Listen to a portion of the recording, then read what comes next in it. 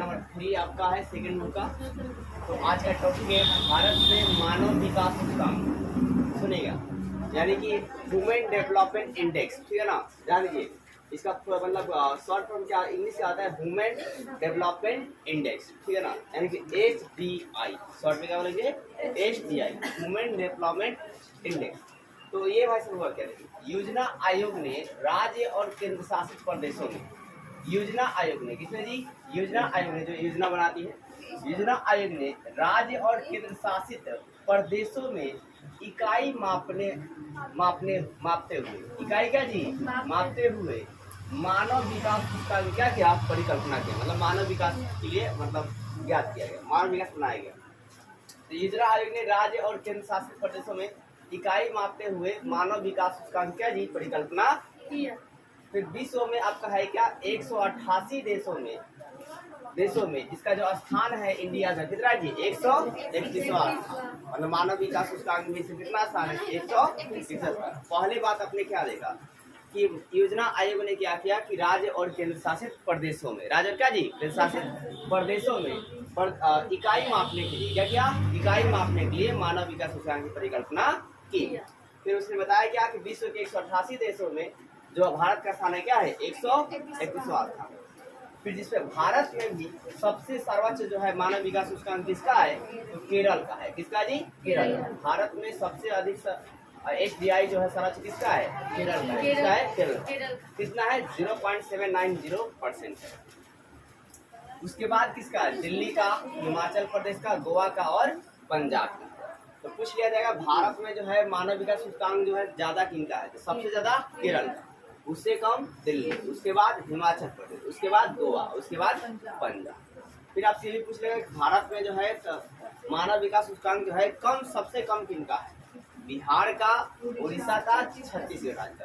अब ये भी पूछ सकता है कि कम क्यों है, क्योंकि यहाँ पे साक्षरता दर क्या है, सबसे कम, इसलिए मानव विकास सूचकांक भी क्या है, कम। जो राज्य जितना ज्यादा साक्षर रहेगा उसका मानव विकास सूचकांक भी क्या होगा, उतना ज्यादा होगा। जैसे केरल में क्या है, साक्षरता ज्यादा है, इसलिए उसका मानव विकास सूचकांक भी क्या है, सबसे ज्यादा। अब देखिए जनसंख्या, पर्यावरण और विकास, क्या जी, जनसंख्या, पर्यावरण, क्या जी, विकास। तो देखो भाई साहब, 1993 में मानव विकास रिपोर्ट के प्रमुख मुद्दे आए। 1993 क्या जी, मानव विकास रिपोर्ट के क्या जी, प्रमुख मुद्दे थे।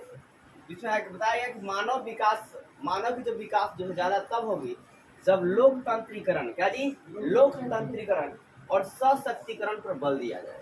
जब क्या जी, मानव विकास ज्यादा तब होगा जब लोकतंत्रीकरण, मतलब लोकतंत्रीकरण होते हैं ना, जो आपका है क्या कि मतलब क्या बोलते हैं, जो पॉलिटिक्स होते हैं, क्या होते हैं जी, पॉलिटिक्स, मतलब आम जनता के द्वारा, लोगों के द्वारा राजा एक चुना जाएगा, उसी को बोलते हैं लोकतंत्रीकरण। क्या बोलते हैं जी, लोकतंत्रीकरण।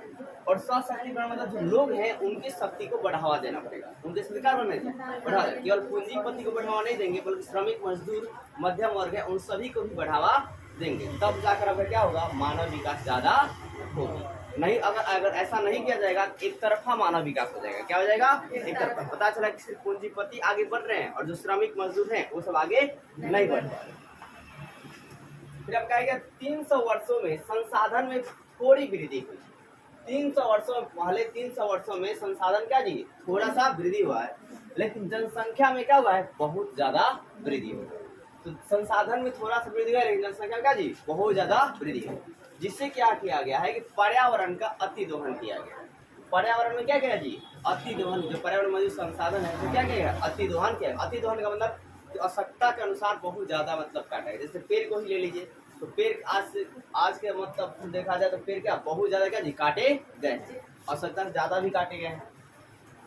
फिर आपका है क्या कि मतलब एक थे सर रॉबर्ट माल्सन, क्या जी, सर रॉबर्ट माल्सन, इन्होंने HDI की तुलना किसे करते हैं, संसाधन से, किसे करते जी, संसाधन से। और उन्होंने बताया क्या कि इसी प्रकार हम संसाधन का अगर अति दोहन करते रहेंगे तो एक दिन संसाधन सारे खत्म हो जाएंगे और फिर हमारे लिए कुछ भी नहीं बच पाएगा और हमें अनेकों प्रकार के प्रदूषणों से झेलना पड़ेगा, क्योंकि अगर पेड़ पौधे पूरे खत्म हो जाए तो क्या देंगे, प्रदूषण आएंगे।